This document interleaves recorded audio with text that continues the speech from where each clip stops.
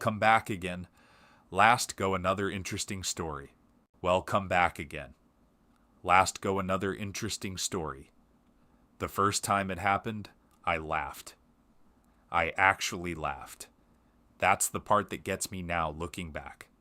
Not the fear, not the sleepless nights that came after, but the memory of standing in my kitchen with a dish towel over my shoulder, watching my 3-year-old daughter wave at an empty hallway and laughing like it was the most adorable thing I'd ever seen.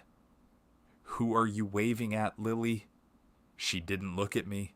She just kept her little hand going, fingers opening and closing the way toddlers do, that clumsy grab wave that looks more like she was trying to catch the air. "The man," she said. "What man, baby?" "The man in the hallway." I leaned sideways to look down the hall. Our apartment isn't big. 2 bedrooms, a bathroom, and a hallway that connects them to the main living area. 12 steps from one end to the other. I could see the whole length of it from where I stood. Empty. Obviously empty. "There's no man there, sweetheart. You're being silly." She put her hand down and looked at me with this expression that I've only ever seen on small children. Not annoyance exactly, but something close to pity, like I was the one who didn't understand.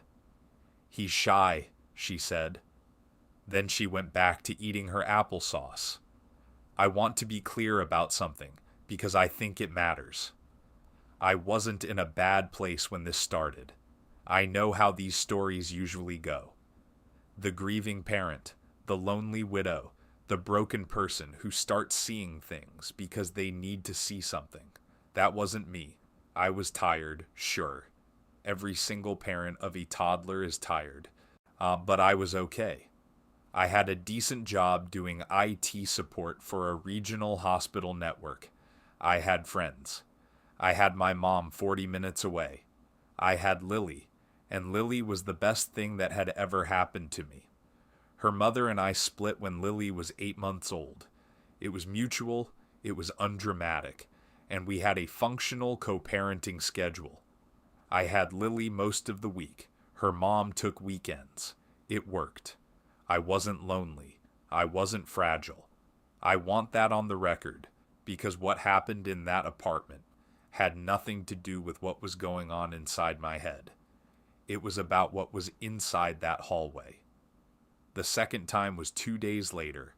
I was on the couch going through work emails on my laptop, and Lily was playing on the floor with her wooden blocks and building something she kept calling a big house.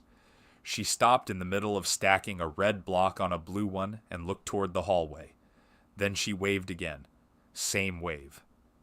"Is the man back?" I asked. I was half paying attention. "He's always here," she said. "He lives in the dark part." That one made me look up. The dark part? She pointed down the hall, and she was right about one thing. The hallway light had been unreliable for a couple weeks. The fixture at the far end, right between the 2 bedroom doors, had a bulb that kept flickering. I'd replaced it once already.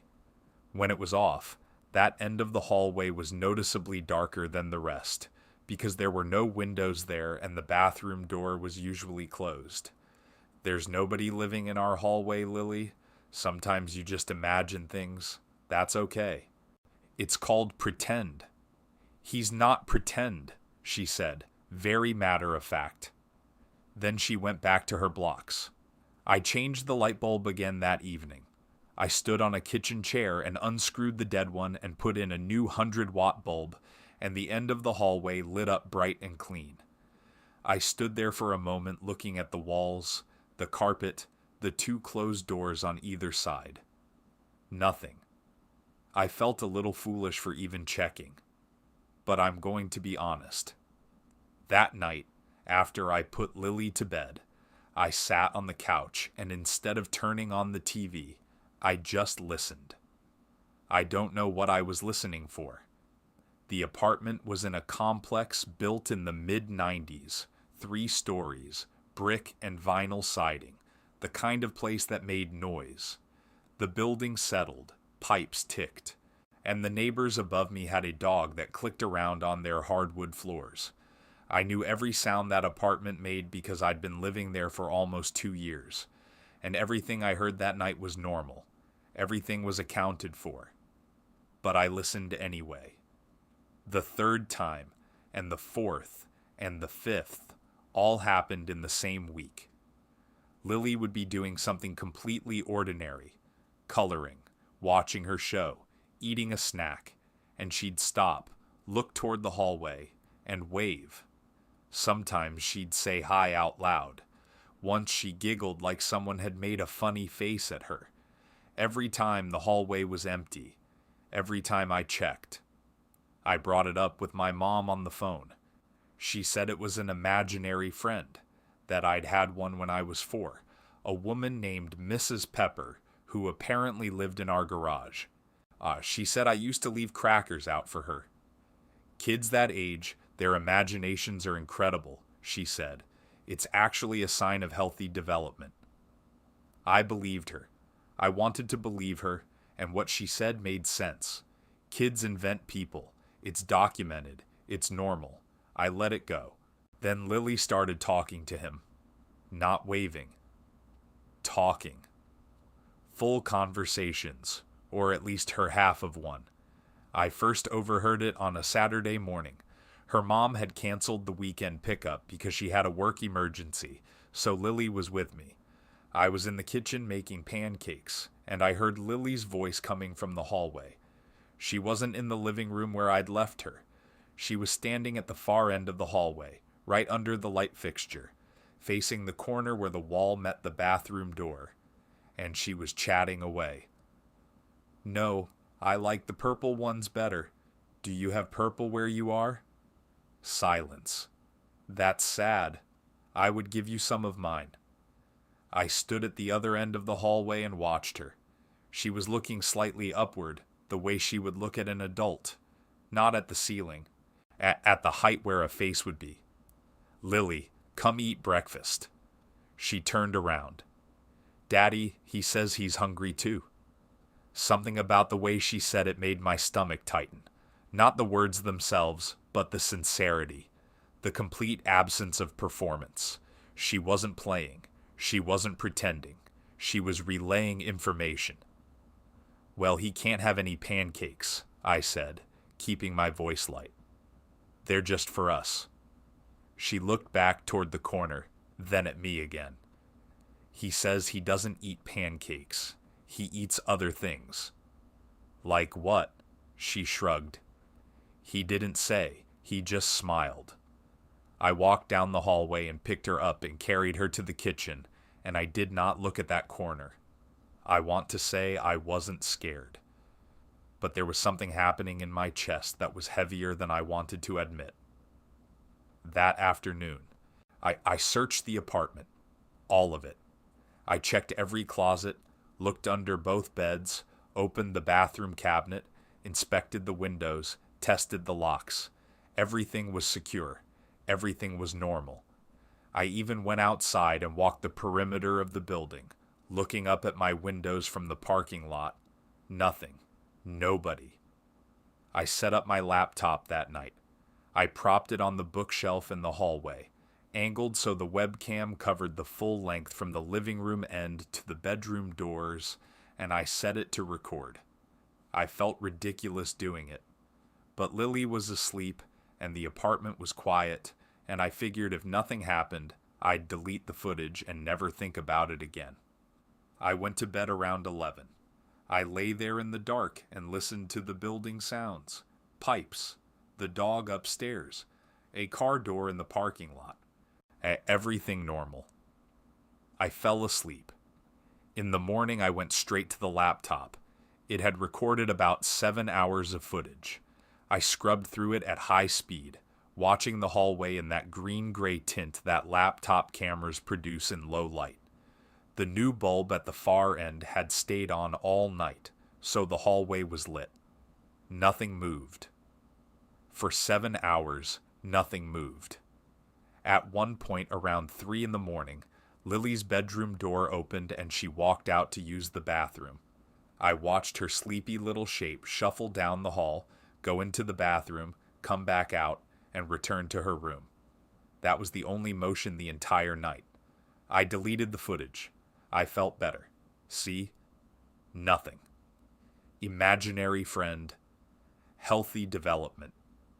3 days later, Lily drew a picture. She brought it to me while I was working from home and held it up with both hands, proud of it the way only a 3-year-old can be proud of a crayon drawing.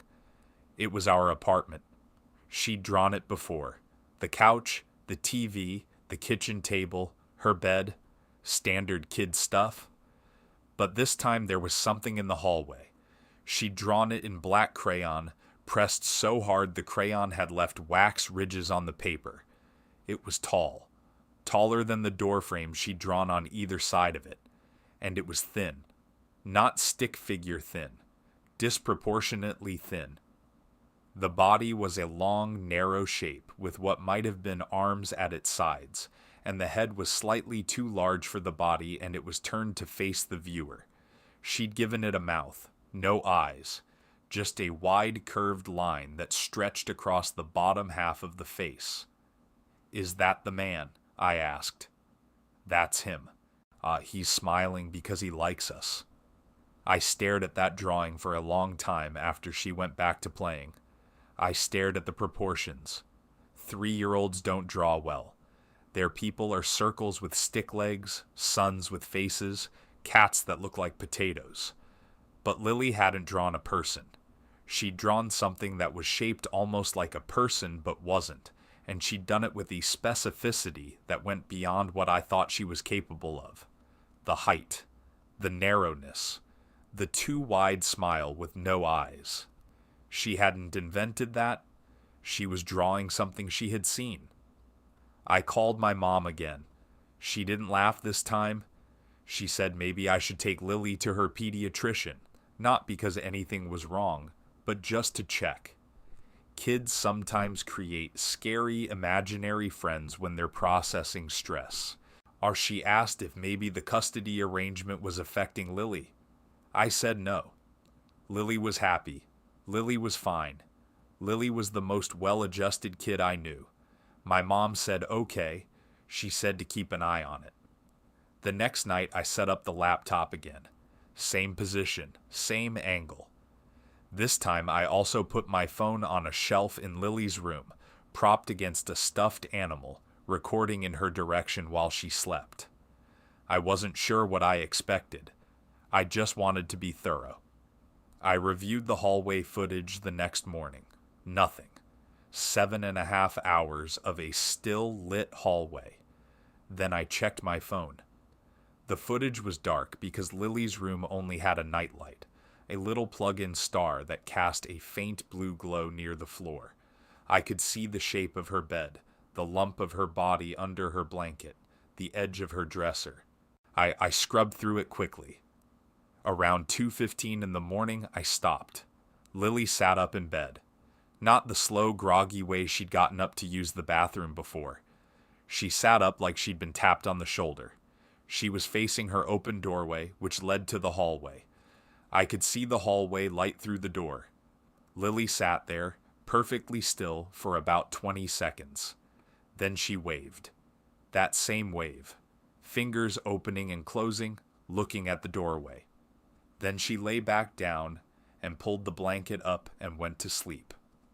I watched that clip 4 times. On the third viewing, I noticed something that I almost missed because the phone camera quality was poor and the room was dark. In the doorway, just at the edge of the frame where the hallway light bled into Lily's dark room, there was a shadow on the floor. It stretched from the hallway into the room, long and narrow, and it was angled in a way that didn't match anything in the hallway that could have cast it. The hallway light was overhead, directly overhead. For a shadow to fall like that, at that angle and that length, something would have had to be standing immediately to the side of Lily's door frame, just out of the camera's view. Something tall. The shadow was there for about 30 seconds. Then it moved. It didn't fade. It slid backward, like whatever cast it was stepping away. And then the floor in the doorway was just floor again, and Lily was asleep. I did not delete that footage. I took Lily to my mom's house the next day. I told her I needed to do some maintenance on the apartment. Lily didn't want to go. She said she wanted to stay. She said the man would miss her. I told her it was just for one night and she'd be back soon. She looked at me in the car and said something that I have not been able to stop thinking about. Daddy, he says he knows you can't see him. He says that's okay. He says grown-ups forget how to look. I drove the rest of the way in silence. That night I was alone in the apartment for the first time since this started. I set up cameras everywhere I could. The laptop in the hallway. My phone on the kitchen counter aimed at the hallway entrance. An old tablet propped on my bedroom dresser facing my open door. Every device I had, recording.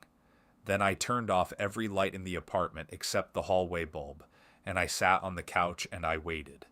I need to describe what the apartment felt like that night because I think it matters. It didn't feel haunted. It didn't feel cold or oppressive or heavy. It felt like there was a conversation happening nearby that I couldn't quite hear, like being in a library where someone a few aisles over is whispering. There was a texture to the silence that hadn't been there before. Or maybe it had always been there and I was only now sitting still enough to notice. I sat on that couch for 3 hours. Nothing happened. The hallway stayed lit and empty. The apartment made its usual sounds. I started to feel foolish again. I started building the rational explanation in my head. The shadow on the phone footage was a glitch, a compression artifact, a trick of the low light. Lily was sleepwalking. Lily was dreaming. Lily was 3 years old. And 3-year-olds are weird and wonderful, and they see things that aren't there because their brains are still learning where imagination ends and reality begins. At 1:40 in the morning, the hallway light went out. Not flickered, not dimmed. Went out like someone had flipped a switch. The hallway was instantly dark. Not pitch dark, because some ambient light came through the living room window from the parking lot lamps, but dark enough that the far end of the hallway, the end by the bedrooms, was completely black. I sat forward on the couch. My heart was going, but I was controlled. I was focused. I thought it was the bulb again. I thought I'd just have to get up, walk down there, and change it. Then I heard something. It wasn't a voice. It wasn't a knock or a footstep or any of the things I'd prepared myself for. It was a sound like someone slowly inhaling through their nose. A long, measured breath drawn in from somewhere in the dark end of the hallway. It lasted about 4 seconds, then silence. Then another one. Slow. Deliberate. Like someone smelling the air. I stood up. I don't know why. Every part of me was screaming to stay where I was, to leave, to call someone. But I stood up because Lily wasn't there. Lily was safe at my mom's house, and whatever was in my hallway, I needed to see it. I needed to know what had been standing outside my daughter's room at 2 in the morning. I took my phone off the kitchen counter. I turned on the flashlight. I walked to the entrance of the hallway, and I pointed the light down the length of it. The hallway was empty. Both bedroom doors were closed. The bathroom door was closed. The light bulb at the far end was dead again. The carpet was flat. The walls were bare. There was nothing there. But the breathing didn't stop. It was coming from the far end, from the dark area near the bedroom doors. And it continued, slow and rhythmic, even as my flashlight lit up every inch of that space. There was no source. There was nothing there to produce it. But I heard it. It was real, and it was close, and it was the sound of something alive. I took one step into the hallway. The breathing stopped. The silence that followed was the loudest silence I've ever experienced. It had weight. It had presence. It was the silence of something that knows it's been noticed and is deciding what to do about it. Then the hallway light came back on. All at once, full brightness, the 100-watt bulb blazing to life right in front of me. I flinched and threw my hand up. When my eyes adjusted, I was staring at the far end of the hallway, fully lit, completely normal. Both doors closed. Bathroom door closed. Nothing. But on the wall, just below the light fixture, there was something that had not been there before. A mark. Not dirt, not a scuff. It was a handprint. A single handprint, pressed against the white wall at a height of about 7.5 feet. It was too high for me to reach without a chair. The fingers were long and thin and spaced evenly apart, and the palm was narrow. It wasn't my handprint. It wasn't shaped like a human handprint. The proportions were wrong in the same way Lily's drawing had been wrong, close enough to be recognizable, too different to be comfortable. I touched it. I don't know why I touched it. The wall was cold where the print was. Not room temperature, cold, like touching the inside of a refrigerator. The cold stayed on my fingertips for about 10 seconds after I pulled my hand away. I did not sleep in the apartment that night. I drove to my mom's house at 2 a.m, and I slept on her couch with Lily's bedroom door in my line of sight. She didn't wake up. She slept perfectly. The next morning, I called my landlord and told him I was breaking my lease. He asked why. I told him there was a mold issue I wasn't comfortable with. He said he'd send someone to look at it. I said I wasn't interested. I'd pay the penalty. I just wanted out. He wasn't happy, but he agreed. I started packing that day. When I went back to collect our things, I brought my friend Marcus with me. I hadn't told Marcus what was going on. I just said I needed help moving boxes.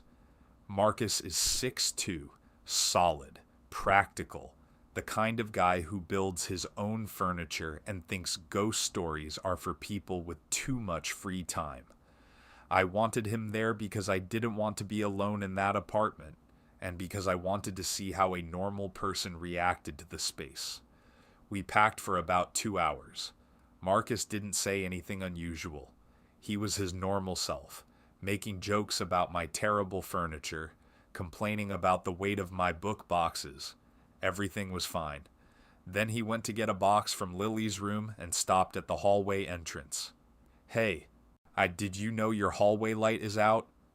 "Yeah, the bulb keeps dying." He walked down the hall to change it for me and stopped again, halfway. He stood there for a couple of seconds, not moving. "Marcus, is your AC on?" "No. Why?" "It's cold right here. Like, noticeably cold. Feel this." I did not go feel it. I told him to leave the bulb and just grab the box from Lily's room. He gave me a look, but did it. When he came back, he was carrying the box with one arm and holding something in his other hand. It was a crayon drawing, one of Lily's. "This was on her bed," he said. He held it up. It was another drawing of the hallway, the same black crayon figure, tall and narrow, standing between the doors. But in this one, Lily had drawn herself next to it, a small circle with yellow scribble hair holding the figure's hand. And at the other end of the hallway, she'd drawn me, a bigger circle, standing alone. And across the top of the page, in the shaky, uneven letters of a child just learning to write, she had written 3 words. "He wants in." Marcus looked at the drawing, then at me. "What is this?" "I'll explain later. Let's go." We packed the rest of the apartment in 40 minutes. I didn't go back down the hallway. Marcus did, twice, and both times he came back rubbing his arms like he was cold. He didn't say anything about it, but when we were loading the last boxes into his truck, he looked up at my apartment window and then looked away quickly, like something had caught his eye and he'd decided not to address it. "What?" I said. "Nothing. Thought I saw nothing. Light reflection." I looked up. The hallway window was visible from the parking lot. Behind it, in the space where the hallway should have been empty, there was a shape. It was dark, and it was pressed close to the glass, and it was too tall. It was there for maybe 2 seconds. Then the hallway light, the one that had been dead for hours, turned on, and the window was just a window again. Marcus drove away first. I sat in my car for a few minutes, looking up at that window. The light stayed on. Nothing moved behind it. But I could feel something I've never been able to adequately describe. It was like being looked at. Not watched from a distance. Looked at. The way you look at someone who's leaving and you want them to stay.